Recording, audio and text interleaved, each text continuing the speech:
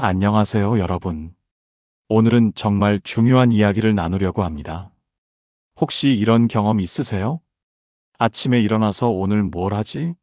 하고 멍하니 있다가 어느새 저녁이 되어버린 경험 말이에요. 옛날엔 시간만 있으면 이것도 해보고 저것도 해보고 싶은데라고 했는데 막상 시간이 생기니까 뭘 해야 할지 모르겠더라고요. 만약 지금 이 말이 남의 이야기 같지 않다면 오늘 이야기 꼭 끝까지 들어보세요. 왜냐하면 지금부터 여러분의 남은 인생 30년을 완전히 바꿔놓을 이야기를 시작할 테니까요. 제가 아는 한 분 이야기부터 시작해 보겠습니다. 공무원으로 과장까지 하셨던 분인데 퇴직할 때 명함 지갑이 2개나 되었어요. 그런데 퇴직하고 1년이 지나니까 실제로 연락하는 사람이 몇 명이나 남았을까요? 손에 꼽을 정도였습니다. 그때 그분이 하신 말씀이 지금도 잊혀지지 않아요. 아, 내가 알고 있던 건 인맥이 아니라 업맥이었구나. 더 우픈 건 부부관계예요. 평생 밖에서만 돌아다니던 남편이 갑자기 집에만 있게 되면 어떻게 될까요? 제가 상담했던 한 아내분이 진지하게 이런 말씀을 하시더라고요. 남편 월급이 끊긴 건 괜찮아요. 대신 남편의 외출 일정도 끊겼다는 게 문제예요. 웃을 수도 울 수도 없는 이야기죠. 하루 24시간 집에만 있으니까 부부 사이에 언쟁이 늘어나고 답답해하던 남편은 그냥 나가서 동네를 빙빙 돌기만 합니다. 갈 곳도 없으면서 말이에요. 여러분, 은퇴라는 게 단순히 일을 그만두는 것이 아닙니다. 평생 쥐고 있던 시간의 주도권을 잃는 순간이에요. 40년 넘게 우리는 누군가의 시간표에 따라 살았어요. 회사 종이 울리면 출근하고, 상사가 부르면 회의하고, 심지어 점심시간도 정해진 시간에 먹었습니다. 그런데 갑자기 모든 시간이 내 마음대로가 되면 어떻게 될까요? 대부분의 사람들은 그 자유를 감당하지 못합니다. 자유가 기쁨이 아니라 불안이 되는 거예요. 내가 이 시간을 제대로 쓰고 있는 걸까? 아무것도 안 한 채 하루를 날려버렸네. 그리고 자기 혐오가 시작됩니다. 한 75세 어르신이 상담을 오셨는데 이런 말씀을 하시더라고요. 나는 24시간 동안 아무것도 못하는 바보인 것 같습니다. 그래서 제가 그분께 제안했어요. 제가 지금부터 취직을 시켜드릴게요. 대신 보수는 없습니다. 그랬더니 일만 있으면 된다고 하시더라고요. 그래서 아침 9시부터 저녁 7시까지 빡빡한 스케줄을 함께 짰습니다.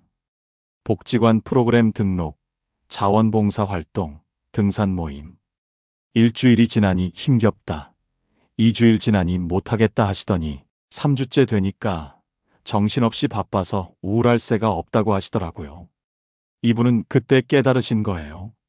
아, 나는 이런 사람이구나. 다른 사람을 도우면서 기뻐하고 산에 오르면서 성취감을 느끼는 사람이구나. 진짜 문제는 돈이 아니다. 여러분, 은퇴 후 가장 큰 문제가 뭔지 아세요? 돈이 아닙니다. 건강도 아니에요. 바로 나는 누구인가? 라는 정체성의 상실입니다. 지금 뭐 하세요? 아, 그냥 놀아요. 이 말이 생각보다 사람을 망가뜨립니다.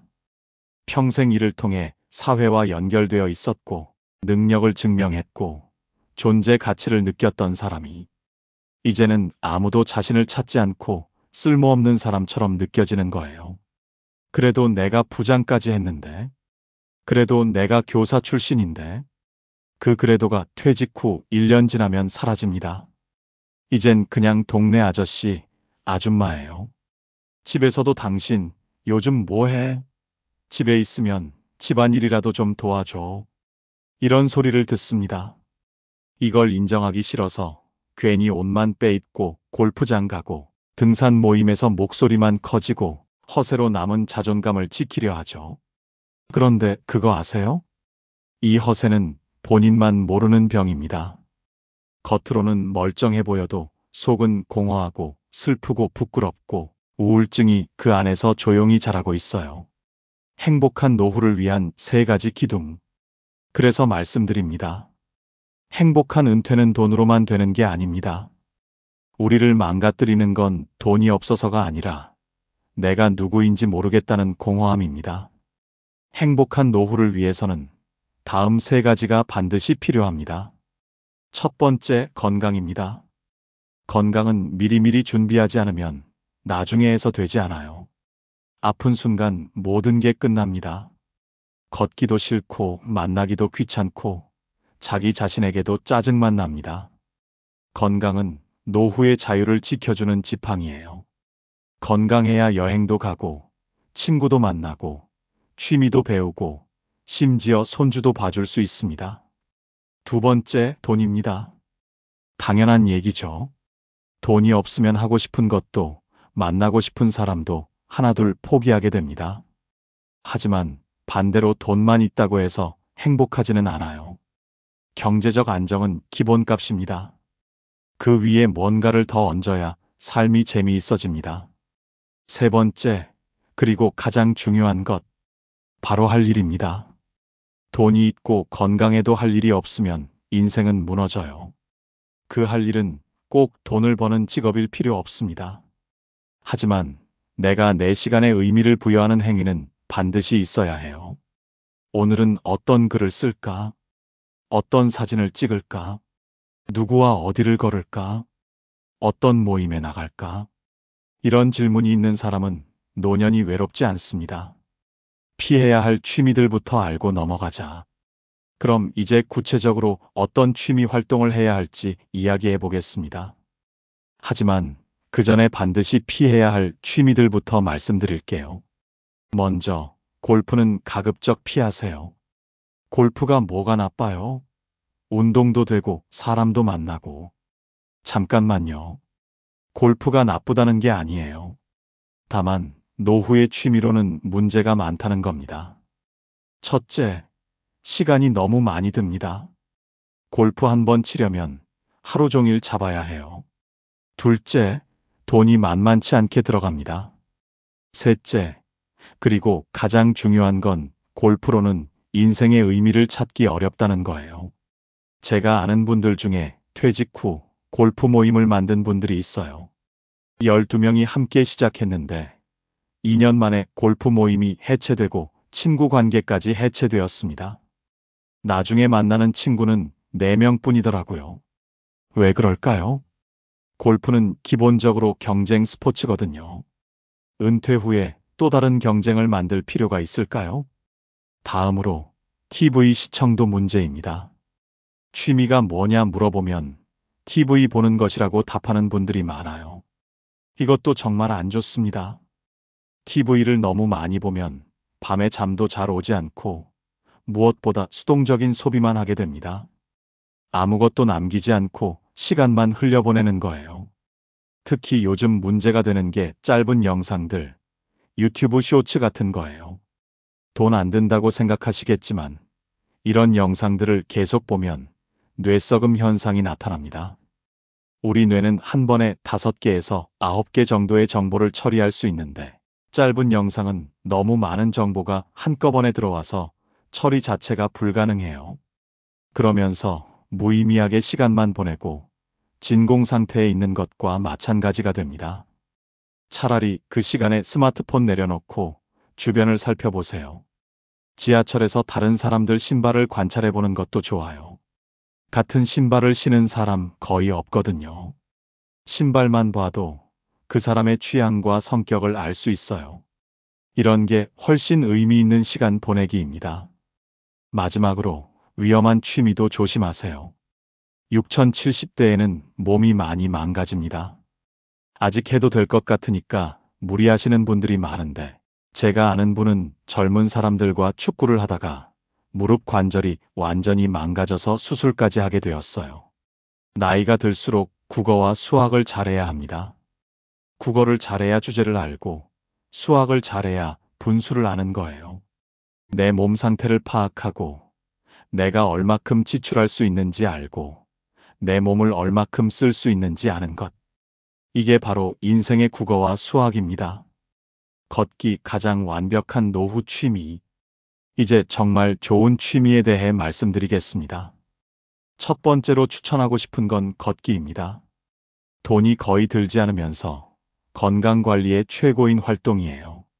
집에만 있으면 우울해지고 건강이 나빠지는데 매일 밖으로 나가서 걷는 습관을 들이는 것만으로도 삶이 달라집니다. 걷기의 좋은 점은 비타민 D도 합성하고 세상의 변화를 눈으로 보면서 알아갈 수 있다는 거예요. 동네에 어떤 가게가 새로 생겼는지, 어떤 건물이 들어섰는지, 사람들이 어떤 옷을 입고 다니는지, 이런 걸 관찰하는 것만으로도 세상과 연결되어 있다는 느낌을 받을 수 있어요. 제가 아는 한 분은 매일 오후 3시에 정확히 집을 나서서 동네 한 바퀴를 도세요. 처음에는 그냥 심심해서 시작했는데 이제는 동네 사람들이 오늘은 할아버지 안 보이네? 할 정도로 유명해졌어요. 그분 말씀이 내가 이 동네의 시계가 되었다고 하시더라고요. 독서 뇌를 젊게 만드는 특별한 방법. 두 번째로 강력히 추천하는 건 독서입니다. 그것도 특별한 방법이 있어요. 바로 10족 독서법입니다. 나이가 70 넘었는데 무슨 독서야? 눈도 잘 안 보이는데? 이렇게 생각하실 수도 있어요. 하지만 제가 제안하는 건 완전히 다른 방식입니다. 10족 독서법 실행 방법. 첫째, 정해진 날짜에만 하세요. 예를 들어 매주 토요일 오전에만 서점이나 도서관에 갑니다. 저 같은 경우는 토요일 오전 10시에 늘 가거든요. 둘째, 딱 10쪽만 읽고 오세요. 한 권을 다 읽으려고 하지 마세요. 그냥 10쪽만 읽는 거예요. 서서 읽어도 되고 앉아서 읽어도 됩니다. 셋째, 좋은 문장을 공책에 적어 오세요. 10쪽을 읽으면서 마음에 드는 문장 하나나 두 개를 공책이나 핸드폰 메모장에 적어 오는 겁니다. 넷째, 일주일 동안 그 문장을 외우세요. 적어온 문장을 일주일 동안 외우고 대화할 때 써먹어 보세요. 이걸 2달만 해보세요. 나는 다른 사람이 되었다는 걸 느끼실 겁니다. 재미있기도 하고 즐겁기도 하고 지적인 능력도 활용하게 되고 어디 가서 이야기할 때도 유식한 사람이 될 거예요. 독서가 최고인 이유. 왜 독서가 최고의 취미일까요? 첫째, 돈이 거의 들지 않습니다. 도서관을 이용하면 무료고 서점에서 10쪽만 읽는 것도 공짜예요. 둘째, 혼자서도 할 수 있습니다. 날씨나 다른 사람 눈치 볼 필요 없이 언제든 할 수 있어요. 셋째, 뇌 건강에 최고입니다. 요즘처럼 빠르게 변하는 세상에서 뒤처지지 않게 해주고 치매 예방에도 도움이 됩니다. 넷째, 다른 취미의 기반이 됩니다. 독서를 통해 새로운 분야에 대해 알게 되면 그것이 또 다른 취미로 이어질 수 있어요. 다섯째, 생산적 취미로 발전할 수 있습니다. 읽은 것을 바탕으로 글을 쓸 수도 있고 나중에는 책을 출간할 수도 있어요. 진짜 취미란 무엇인가? 여기서 잠깐 취미에 대한 중요한 이론을 하나 말씀드릴게요. 심리학자 칙센트 미하이가 쓴 몰입이라는 책에 보면 진짜 취미는 전문성과 재미가 만나는 지점이라고 했어요. 단순한 여가 활동을 넘어서 하나의 돌을 터득한 형태가 되는 것. 이게 진정한 취미라는 거죠. 처음에는 배우는 동안 고되고 때로는 지루할 수 있어요. 하지만 일정 수준에 도달하면 내가 나만의 것으로 변조할 수 있고 내 안에서 진미를 느끼는 순간이 와요. 독서도 마찬가지입니다. 처음에는 10쪽 읽는 것도 힘들 수 있어요. 하지만 계속하다 보면 책 읽는 즐거움을 알게 되고 나중에는 그 시간이 기다려집니다. 내가 어떤 새로운 지식을 만날까? 어떤 좋은 문장을 발견할까? 설레게 되는 거예요. 다양한 취미 활동들. 물론 독서만이 전부는 아닙니다. 여러분의 상황과 취향에 맞는 다른 취미들도 많이 있어요. 글쓰기. 종이와 펜만 있으면 되는 저비용 취미입니다. 일기를 써도 좋고, 자서전을 써도 좋고, 손주들을 위한 옛날 이야기를 써도 좋아요. 글쓰기는 생산적인 취미예요. 내 생각과 경험을 정리하고 심리적인 포만감도 가져다 줍니다. 잘 쓰시는 분들은 나중에 책을 출간해서 소득 활동으로 이어지기도 해요. 봉사 활동. 돈이 들지 않으면서 오히려 다른 사람을 도우며 기쁨을 느낄 수 있는 활동이에요. 복지관에서 어린이 책 읽어주기, 도서관 정리, 환경 정화 활동 등 다양한 봉사 기회가 있습니다. 봉사 활동의 가장 큰 장점은 내가 아직 쓸모 있는 사람이라는 걸 느낄 수 있다는 거예요. 누군가에게 도움을 주는 순간 삶의 의미를 다시 느끼게 됩니다. 배우기 마이너스 학습 공동체 참여. 복지관이나 사이버대학, 방송통신대학, 독서클럽 등에 참여하는 거예요. 이런 학습 공동체의 좋은 점은 비슷한 지향을 가진 사람들이 모인다는 거예요. 건전한 관계를 형성할 수 있고 새로운 것을 배우는 즐거움도 얻을 수 있어요. 제가 특히 추천하는 건 복지관 프로그램이에요. 서예, 스포츠 댄스, 컴퓨터, 스마트폰 사용법. 정말 다양한 프로그램이 있거든요. 한 번도 해보지 않았던 분야에 도전해보세요. 놀라운 세계가 펼쳐질 거예요. 동식물 돌보기. 생명을 돌보는 일은 생각보다 큰 보람을 줍니다. 매일 조금씩 자라는 모습을 보는 재미도 쏠쏠하고요. 베란다에서 야채나 화초를 기르는 것도 좋은 취미예요. 춤추기. 집에서 혼자 할 수 있는 건강관리 취미예요. 스텝댄스와 같은 간단한 춤을 배우면 거실에서 혼자 춤춰서 땀을 흘리고 운동 효과를 얻을 수 있어요. 건강을 유지하는 데 매우 좋으며 날씨에 구애받지 않고 즐길 수 있다는 것도 장점이죠. 취미 선택의 기준. 이렇게 많은 취미 중에서 나는 어떻게 선택하면 좋을지 취미를 선택하는 몇 가지 기준을 말씀드릴게요. 첫째, 혼자서도 할 수 있는 취미를 준비하세요. 은퇴 후에는 관계의 폭이 좁아져요. 그래서 다른 사람에게 의존하지 않고 혼자서도 할 수 있는 취미가 꼭 필요합니다. 독서, 글쓰기, 걷기, 그림 그리기 등이 대표적이에요. 둘째, 생산적 취미를 선택하세요. 취미를 크게 두 가지로 나누면 생산적 취미와 소비적 취미가 있어요. 영화 보기는 소비적 취미고 글쓰기는 생산적 취미죠. 가능하면 뭔가를 만들어내고 성장을 느낄 수 있는 생산적 취미를 선택하시기 바랍니다. 셋째, 기술을 요하는 취미를 해보세요. 목공, 도예, 서예, 그림 등 기술을 요하는 취미는 성장의 기쁨을 느낄 수 있어요. 처음에는 서툴지만 점점 나아지는 모습을 보면서 성취감을 얻을 수 있거든요. 넷째, 내 조건에 맞는 취미를 선택하세요. 내 건강 상태, 경제적 상황, 성격적 특징을 모두 고려해야 해요. 내향적인 사람이 억지로 단체 활동을 하려고 하면 오래 지속하기 어려워요. 자신의 조건을 정확히 파악하고 그에 맞는 취미를 선택하세요. 실제 성공 사례들. 실제로 노후의 취미를 통해 인생이 바뀐 분들의 이야기를 들려드릴게요. 도자기로 제2의 인생을 찾은 김 선생님. 중학교 교사로 정년 퇴직하신 분인데 어느 날 우연히 동네에서 도자기 체험을 하게 되었어요. 흙을 만지는 순간 이거다 싶었다고 하시더라고요. 처음에는 재미로 시작했는데 점점 실력이 늘면서 지금은 작은 공방까지 차리셨어요. 만든 작품을 지인들에게 선물하고 때로는 판매까지 하고 있습니다. 취미가 재능 발견으로 이어지고 다시 소득으로까지 연결된 거죠. 자전거로 전국을 누비는 박씨 부부. 공무원으로 과장까지 하셨던 분인데 퇴직 후 요즘 뭐 하세요? 하는 질문이 제일 곤혹스러웠대요. 그냥 놀고 있습니다라고 답하기가 자존심 때문에 기분이 안 좋더라는 거예요. 그래서 부부가 함께 자전거 타기를 시작했어요. 국내 여행부터 시작해서 나중에는 제주도 일주까지 했습니다. 지금은 여행 경험을 블로그에 쓰시면서 자전거 여행에 대해 강의도 하시고 계세요. 복지관 강사가 된 종이접기 달인 할머니. 경증 치매 진단을 받으셨던 어르신이 종이접기를 시작하셨어요.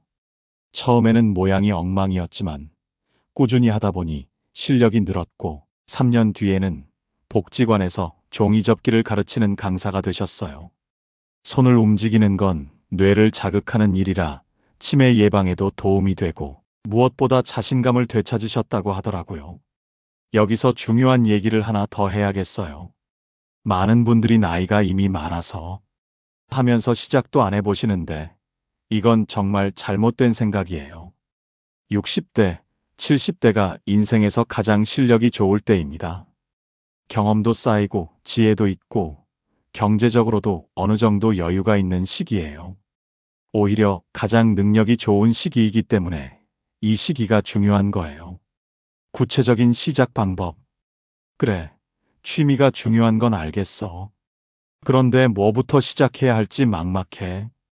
이런 분들을 위해 구체적인 방법을 알려드릴게요. 첫째, 인생지도 그리기. 종이 한 장을 꺼내세요. 가운데 지금 내가 가장 원하는 것이라고 적습니다. 지금 당장 뚜렷하게 떠오르지 않아도 괜찮아요. 그저 마음 가는 대로 요즘 내가 자꾸 생각하게 되는 것을 한 줄 써보세요. 그 다음 종이를 동그라미로 나누어 5칸을 그립니다. 건강, 관계, 취미, 일, 성장. 이 5가지 주제에서 각 영역에 내가 요즘 하고 있는 일, 한 가지, 그리고 앞으로 꼭 해보고 싶은 일 한 가지씩을 써보는 거예요. 예를 들어보면 다음과 같습니다. 건강 매일 저녁 산책 중 앞으로는 등산 배우고 싶음. 관계 일주일에 한 번 친구와 통화함. 이제는 새로운 모임 참여하고 싶음. 취미 유튜브만 보는 중보다 생산적인 독서나 글쓰기 해보고 싶음. 이렇게 현실을 써보고 나면 무엇을 보완해야 할지, 무엇이 나를 다시 일으켜줄지 조금씩 감이 잡히기 시작할 거예요. 둘째, 버킷리스트 작성하기. 버킷리스트라고 하면 너무 거창하게 느껴질 수도 있어요. 하지만 꼭 죽기 전에 할 일이어야 할 필요는 없습니다. 그냥 해보면 내 인생이 조금 더 반짝일 것 같은 일들을 적어보는 거예요. 예를 들자면 기타 한 곡 완주하기, 가족 사진전 열기, 손주랑 여행 가기, 나만의 요리책 만들기, 내 이름으로 블로그 만들기, 옛날 친구들과 재회하기, 새로운 언어 배우기. 처음에는 막연하더라도 자꾸 적다 보면 구체화되기 시작합니다. 그 중에서 지금 가장 마음이 끌리는 것 하나를 먼저 해보는 거예요. 셋째, 아무거나 시도하기. 무엇을 해야 할지 정말 모르겠다면 아무거나 해보세요. 재미있는 것도 해보고 재미없을 것 같은 것도 해보고요. 이거저거 해봐야 내가 뭘 좋아하는지 알 거 아니에요. 복지관에 가서 프로그램을 살펴보세요. 서예, 수예, 컴퓨터, 요가, 탁구. 정말 다양한 프로그램이 있어요. 아, 내가 무슨 서예를 해? 무슨 수예를 해? 이렇게 생각하지 마세요. 그 세계에 들어가서 맛도 보지 않고 그 세계가 별로라고 생각하는 건 그 세계를 모독하는 행위입니다. 그리고 스스로 자기의 기쁨에 들어갈 길을 차단하는 것과 똑같아요. 사소하다고 생각하지 마세요. 꼭 한번 해보시기 바랍니다. 재미없을 거야 라고 생각하셨다가 그 안에 빠지면 나오지도 못할 겁니다. 두 번째 인생의 시작. 사람은 2번 태어난다고 했습니다. 한 번은 생물학적으로, 그리고 한 번은 자기가 진짜 누구인지 알게 될 때, 우리가 그동안 살아온 인생을 돌아보면 나라는 이름보다 엄마, 아빠, 선생님, 팀장님이라는 이름으로 더 많이 불려왔던 것 같아요. 남을 챙기고, 가정을 책임지고, 사회에서 인정받기 위해 참 많이도 애썼습니다. 그런데 이제 문득 이런 질문이 들죠. 나는 누구였을까? 가족을 위해 포기했던 나, 세상이 요구하는 역할에 맞춰 살아온 나. 그래서 진짜 내가 뭘 좋아하고 무엇을 원했는지조차 희미해진 채 살아온 시간들. 그 시간 위에 이제는 진짜 나를 꺼내야 할 때입니다. 꿈의 중요성. 취미를 넘어서서 궁극적으로 우리에게 필요한 건 꿈입니다. 지금 이 나이에 무슨 꿈이야? 이렇게 말하는 분들이 정말 많은데 꿈은 나이의 문제가 아니에요. 가슴이 뛰는지의 문제입니다. 누구에게 보여주기 위한 것도 아니고 돈이 되는 것도 아니어도 됩니다. 그냥 나에게 의미 있는 일 매일 아침 일어나게 만드는 어떤 이유. 이게 바로 노년의 꿈입니다. 예전처럼 크고 거창할 필요도 없어요. 내가 좋아하는 음악을 매일 듣는 것, 손주를 위해 옛 이야기를 동화책으로 써보는 것, 사진을 모아 나만의 앨범을 만드는 것. 그게 바로 꿈입니다. 그리고 그 꿈은 삶을 단단하게 바꿔요. 하루가 다시 기대되고, 표정이 달라지고, 내 안에 에너지가 다시 흐르기 시작합니다. 우울감을 이기는 행동의 힘. 혹시 지금 우울감에 빠져 계신 분들이 있다면 중요한 말씀을 드리고 싶어요. 우울감은 마음만으로 극복하기 어려워요. 정신 승리 같은 건 없습니다. 우리에게는 행동 승리가 필요해요. 내가 과거에 후회되는 게 너무 많아서 속상하다면 머리를 웅크리고 앉아서 자기를 때리고 있지 마세요. 지금 당장 일어나서 문 열고 나가세요. 슬리퍼만 신고 나가도 상관없어요. 겉옷만 간단하게 입으시고 걸으시기 시작하세요. 걸어다니면서 생각해 보세요. 아, 이렇게 건물도 서고 이렇게 변화하는구나. 나의 삶도 그렇게 다시 세울 수 있겠구나.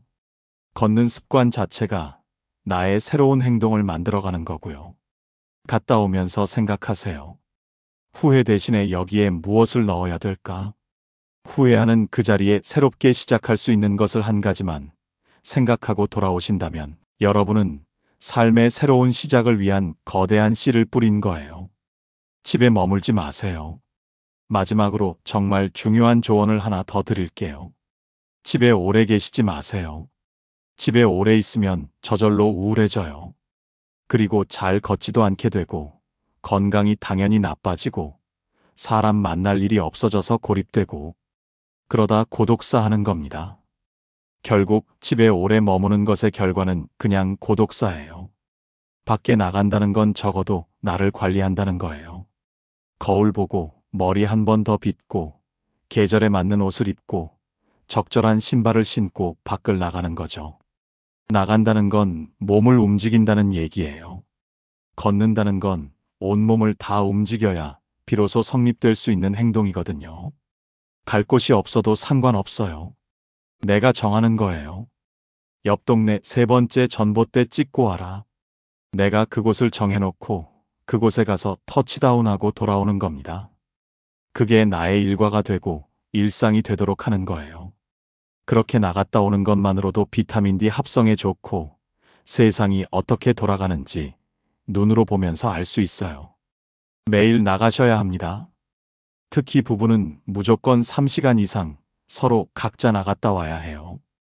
두 부부가 함께 24시간 있으면 결국은 싸움밖에 안 합니다. 3시간 나갔다 오는 건 건강에도 좋을 뿐만 아니라 대화 주제도 가져오는 거거든요. 작은 시작의 힘. 여러분, 거창한 변화만을 변화라고 생각하지 마세요. 사실 인생을 바꾸는 건 그리 대단한 일이 아니에요. 아침에 조금 더 일찍 눈을 뜨는 것, 스스로에게 잘하고 있어라고 말해주는 것, 그리고 하루에 단 10분이라도 나만을 위해 쓰는 것. 그 사소해 보이는 한 걸음이 우리의 나머지 인생을 완전히 바꿔놓을 수 있습니다. 지금 당장 내일 오전 10시에 무엇을 할지 한 가지만 적어보세요. 서점에 가서 책을 10쪽만 읽어보겠다. 동네 한 바퀴 걸어보겠다. 복지관에 가서 프로그램을 알아보겠다. 무엇이든 괜찮습니다. 당신 인생의 황금기는 지금부터. 여러분, 은퇴는 끝이 아닙니다. 진짜 나로 살아가기 위한 2번째 인생의 출발점입니다. 그리고 저는 지금 이 이야기를 끝까지 들어주신 여러분이야말로 그 2번째 인생을 가장 멋지게 살아갈 준비가 된 분들이라고 믿습니다. 오늘 이야기 이렇게 마무리하고 싶습니다. 아주 작게라도 오늘부터 새로운 도전을 시작해 보세요. 서점이나 도서관에서 책 몇 쪽이라도 읽고 마음에 드는 한 문장쯤 적어보는 것부터 괜찮아요. 매일 밖에 나가서 바람도 쐬고 동네 한 바퀴 도는 것도 충분히 의미 있는 변화입니다. 내 삶의 실제 지도를 한번 그려보고 가지고 계신 소박한 꿈이나 해보고 싶은 일들을 종이에 적어보세요.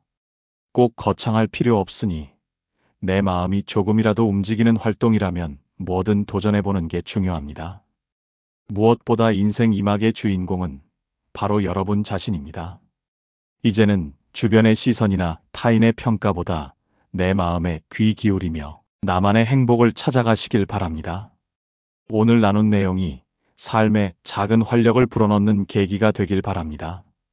이 영상이 도움이 되셨다면 구독과 좋아요 한번 눌러주시고, 여러분만의 소소한 취미나 은퇴 후 이야기가 있다면 댓글로 꼭 남겨주세요. 당신의 경험이 누군가의 새로운 출발점이 될 수 있습니다. 다음 영상에서 더 좋은 내용으로 뵙겠습니다. 끝까지 시청해주셔서 감사합니다.